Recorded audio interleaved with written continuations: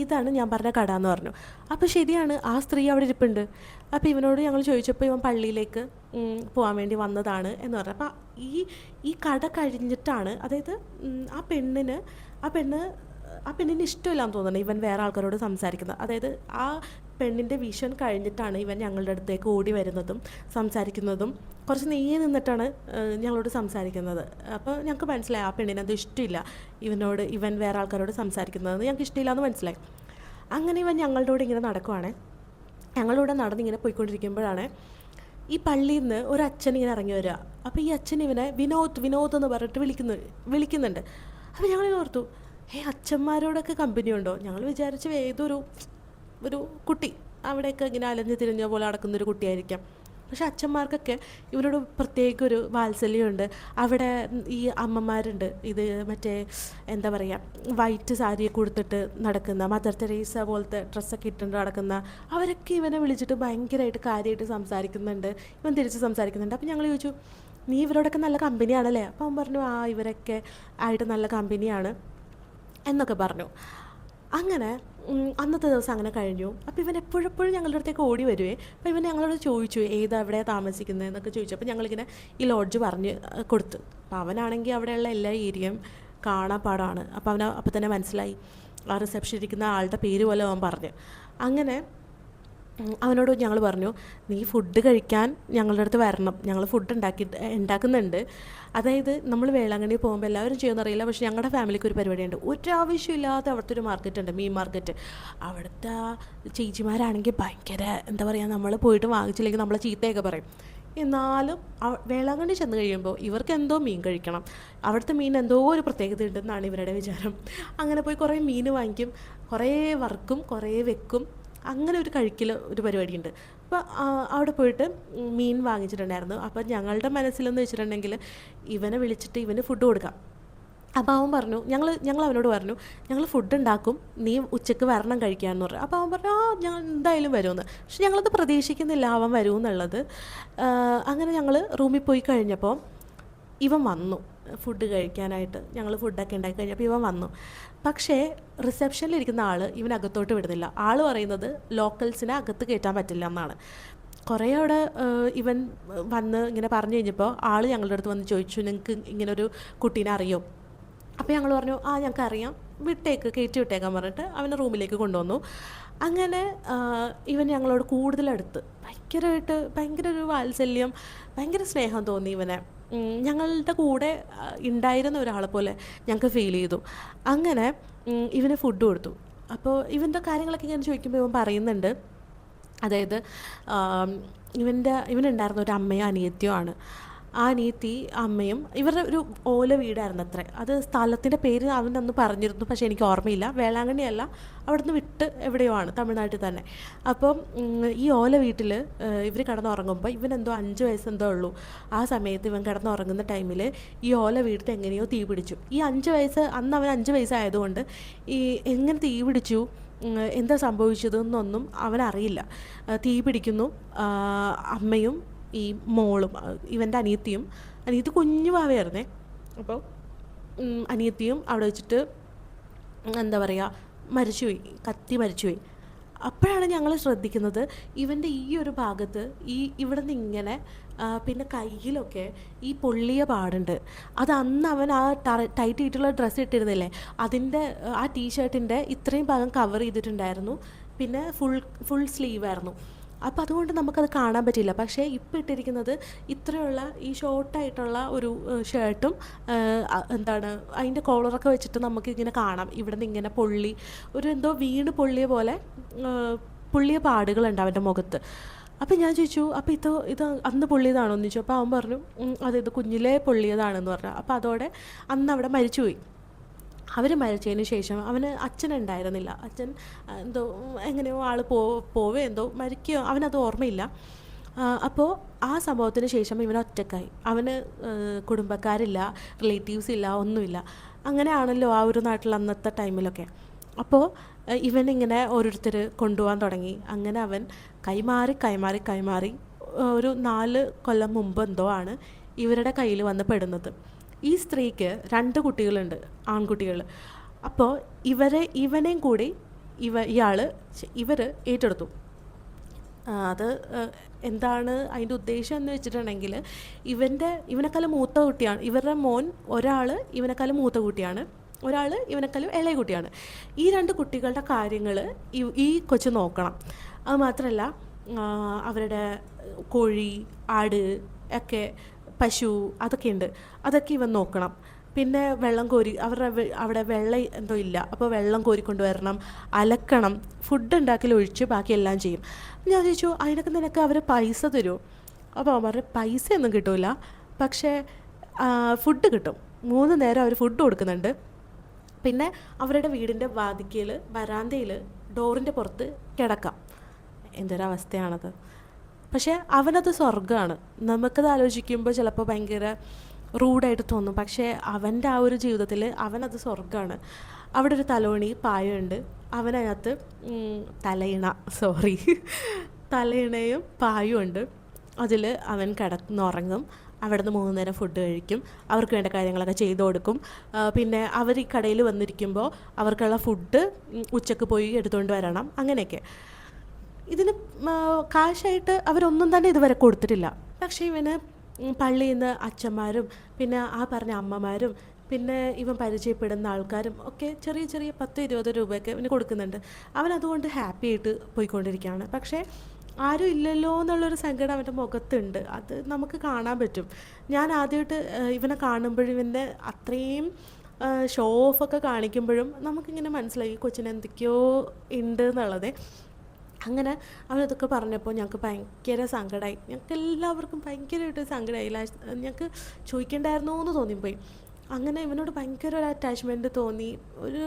എനിക്കിപ്പോഴും പറയുമ്പോൾ ഭയങ്കര ഒരു എന്താ പറയേണ്ടത് അറിയില്ല, അത്രയ്ക്ക് ഇവനങ്ങ് ഇഷ്ടമായി ഞങ്ങൾക്ക്.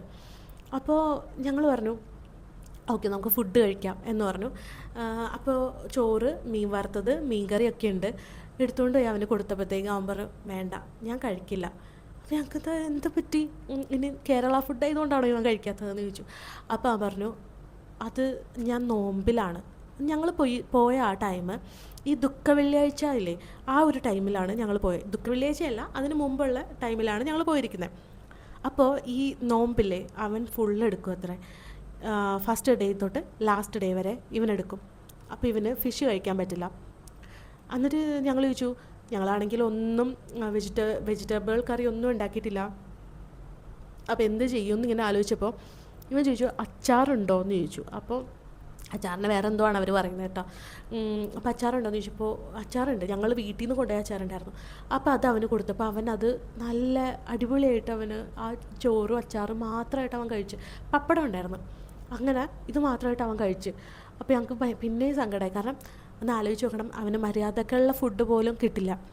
അങ്ങനെയുള്ളൊരു കുട്ടി ഇങ്ങനെ ഈ ഒരു ഫുഡ് കിട്ടുമ്പോൾ എൻ്റെയൊക്കെ ആണെങ്കിൽ പോലും നമ്മളുടെ മനസ്സൊന്ന് ഇളകും.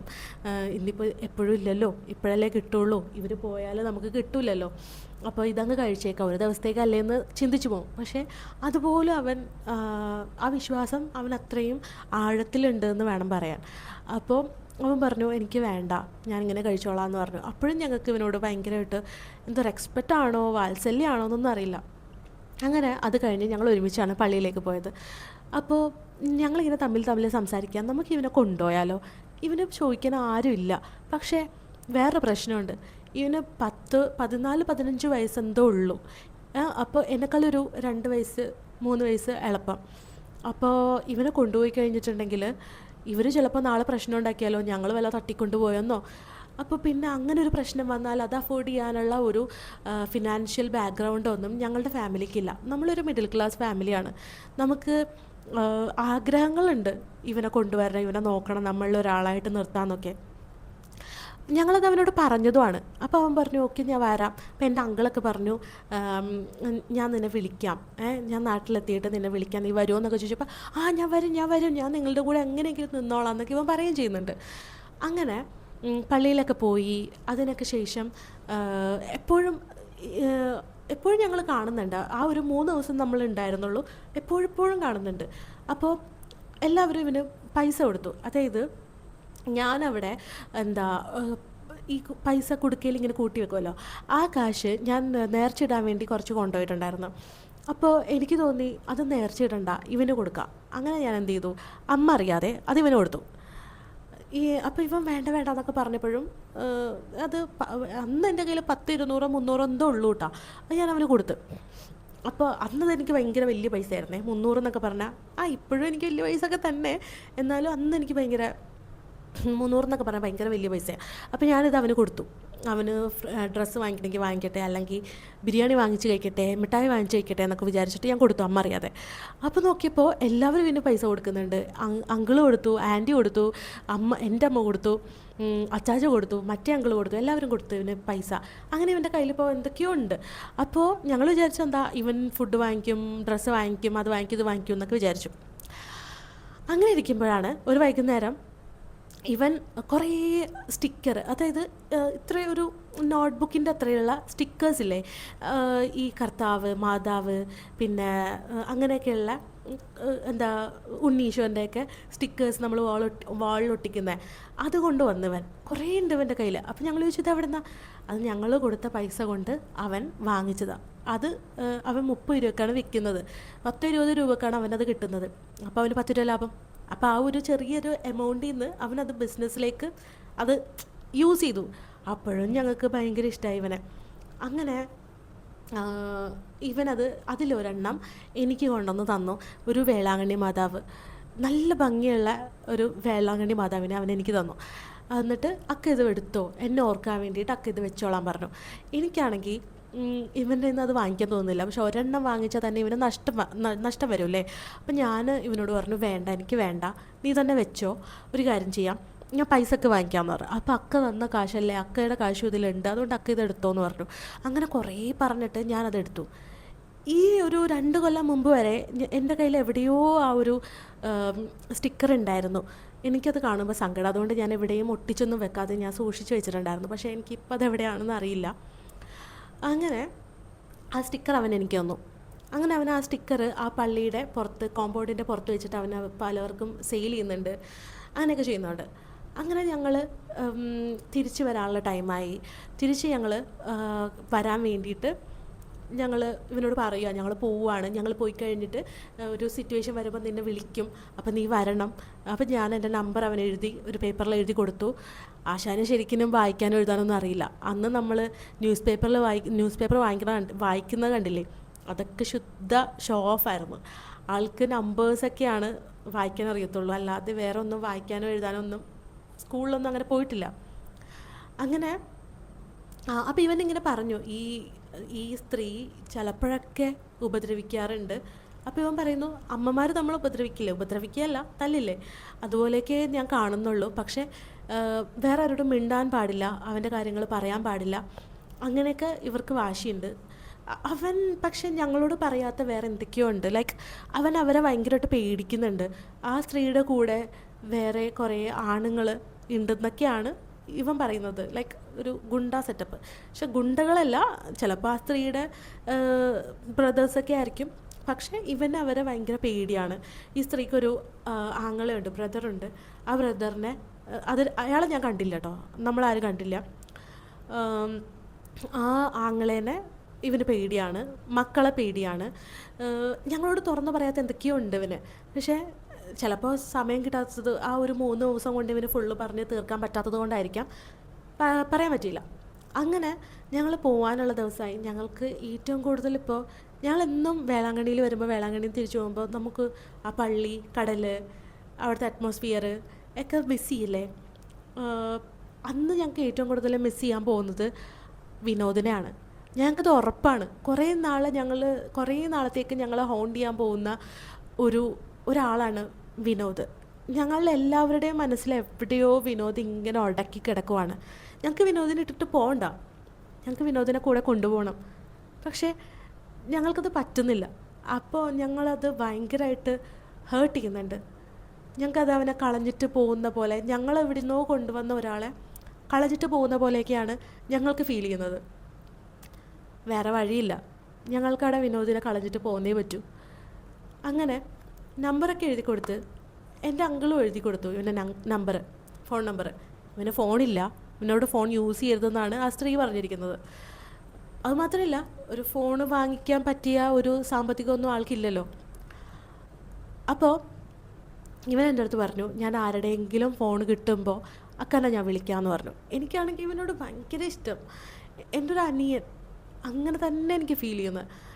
അപ്പം ഞാൻ ഓക്കെ ആന്നൊക്കെ പറഞ്ഞെങ്കിലും എനിക്ക് ഉറപ്പാണ് ഇനി ഒരിക്കലും വിനോദനെ വിളിക്കില്ല, വിനോദനെ ഞാനിനി കാണില്ല. അങ്ങനെ ഞങ്ങൾ ബസ്സിൽ കയറാൻ വേണ്ടിയിട്ട് ഞങ്ങളുടെ ബസ് ഇങ്ങനെ വരുക. അപ്പോൾ ഇവനിങ്ങനെ ഓടി വന്നു, ഈ സിനിമയിലൊക്കെ കാണുന്ന പോലെ ഇവൻ ഓടി വരുന്നു. ഞങ്ങൾ ബസ്സിൽ കയറാൻ വേണ്ടി നിൽക്കുമ്പോൾ ഇവൻ്റെ കണ്ണൊക്കെ ഇങ്ങനെ നിറയുക, ഞങ്ങളുടെ നിറയുന്നുണ്ട്. എന്ത് ചെയ്യാനാ, ഒന്നും ചെയ്യാൻ പറ്റാത്ത, എല്ലാവരും ഇങ്ങനെ ഹെൽപ്ലെസ്സായി നിൽക്കുന്ന ഒരു സമയം. അങ്ങനെ വിനോദിനോട് ബൈ ബൈ പറഞ്ഞ് ഞങ്ങൾ ബസ്സിൽ കയറി. വിനോദ് ഇങ്ങനെ കുറേ നേരം നോക്കി നിന്നു ഞങ്ങളെല്ലാവരും തല പുറത്തേക്കിട്ട് ടാറ്റ ബൈ ബൈ കൊടുക്കുന്നുണ്ട് വിനോദിന്. ഞങ്ങളുടെ ട്രെയിനിൻ്റെ സമയം ഇങ്ങനെ ആയിക്കൊണ്ടിരിക്കുക. ഇനി നാഗപട്ടണത്തിൽ എത്തിയിട്ട് വേണം അവിടുന്ന് ട്രെയിനിൽ ഞങ്ങൾക്ക് വീട്ടിലേക്ക് വരാൻ. അങ്ങനെ ബസ് ഇങ്ങനെ സ്റ്റാർട്ട് ചെയ്ത് മൂവ് ചെയ്തപ്പോൾ അവൻ ഓടി ആ ബസ്സിൽ കയറി. ശരിക്കും ഒരു സിനിമയൊക്കെ കാണുന്ന പോലെ ഞങ്ങൾ ശരിക്കും അത് ഫീൽ ചെയ്യുന്നുണ്ട്. അപ്പോഴും ഞങ്ങൾക്ക് അവനെ കൊണ്ടുപോകണമെന്നുണ്ട്. ശരിക്കും അവനന്ന് പ്രതീക്ഷിച്ച് കാണണം, നീ ഇപ്പോൾ ഞങ്ങളുടെ കൂടെ പോര് എന്ന് ഞങ്ങൾ പറയുമെന്ന്. പക്ഷേ ഞങ്ങളെങ്ങനെ പറയും? അത് കഴിഞ്ഞിട്ട് എന്തൊക്കെയാണ് സംഭവിക്കുക, അതൊന്നും ഞങ്ങൾക്ക് ഇമാജിൻ ചെയ്യാൻ വയ്യ. അങ്ങനെ ഞങ്ങൾ സ്റ്റേഷനിലെത്തിയപ്പോൾ അവൻ്റെ കയ്യിലുണ്ടായിരുന്ന പൈസ കൊണ്ട് എനിക്കൊരു കുപ്പി വെള്ളം വാങ്ങിച്ചു തന്നു. എന്നിട്ട് ഇത് വെച്ചോ, ഇത് കുടിച്ചോ എന്ന് പറഞ്ഞു. വേണ്ട എന്ന് പറഞ്ഞിട്ടും അതിങ്ങനെ എൻ്റെ കയ്യിൽ ഏൽപ്പിച്ചു. അങ്ങനെ ഞങ്ങൾ ട്രെയിൻ വന്നു. ഇങ്ങനെ ഞങ്ങളുടെ എല്ലാവരുടെ ഹാർട്ട് ബീറ്റിംഗ് ഇങ്ങനെ കൂടുന്നുണ്ട്. ഞങ്ങൾക്ക് ഇവനെ ആക്ച്വലി ഫേസ് ചെയ്യാൻ പറ്റുന്നില്ല. ഞങ്ങളെങ്ങനെ അവനെ കളഞ്ഞിട്ട് പോരും? അവനിപ്പോഴും പ്രതീക്ഷിക്കുന്നുണ്ട് ഞങ്ങൾ അവനെ വിളിച്ചുകൊണ്ട് പോരുമെന്ന്. ഒരു ട്രെയിൻ വന്നു, ഞങ്ങളെല്ലാവരും കയറി. ഞങ്ങളുടെ ബാഗൊക്കെ എടുത്തു വെച്ചതുപോലെ അവനാണ്. ഞങ്ങൾ പറഞ്ഞിട്ടല്ല, അവനെന്തോ അങ്ങ് ചെയ്യുക ഞങ്ങളൊരാളെ പോലെ. അങ്ങനെ വിനോദ് ഞങ്ങളുടെ കൂടെ ട്രെയിനിൽ കയറി. അപ്പോഴും ഞങ്ങൾ പറഞ്ഞു, വിനോദേ സ്റ്റാർട്ട് ചെയ്യാണ് ട്രെയിൻ, നീ ഇറങ്ങുന്നില്ലേ? ഞാൻ ഇറങ്ങിക്കോളാം, ഞാൻ പൊക്കോളാം എന്ന് പറഞ്ഞു. കുറച്ച് ട്രെയിൻ മൂവ് ചെയ്യുമ്പോഴും ഇവനതിൽ നിന്ന് ഇറങ്ങാതെ ഞങ്ങളെ തന്നെ നോക്കിക്കൊണ്ടിരുന്നു. അവൻ്റെ കണ്ണിങ്ങനെ ഒഴുകുന്നുണ്ട്. ഞങ്ങൾക്കും അതിങ്ങനെ ഞങ്ങളുടെ ഫീലിങ്സ് പിടിച്ചു വെക്കാൻ പറ്റാതെ ഞങ്ങളിങ്ങനെ ബുദ്ധിമുട്ടുന്നുണ്ട്. എന്ത് ചെയ്യാം, സിറ്റുവേഷൻ അതാണ്. അങ്ങനെ ട്രെയിൻ ഇങ്ങനെ മൂവ് ചെയ്തുകൊണ്ടിരിക്കുമ്പോൾ അവൻ പെട്ടെന്നിങ്ങനെ ചാടി ഇറങ്ങി. ഞങ്ങളിങ്ങനെ നോക്കി നിൽക്കുമ്പോൾ അവൻ ഞങ്ങളെ നോക്കി ആ ഒരു സ്റ്റേഷനിൽ എന്തോ എക്സ്പെക്റ്റ് ചെയ്തുകൊണ്ട് ആളിങ്ങനെ നിൽക്കുന്നുണ്ട്.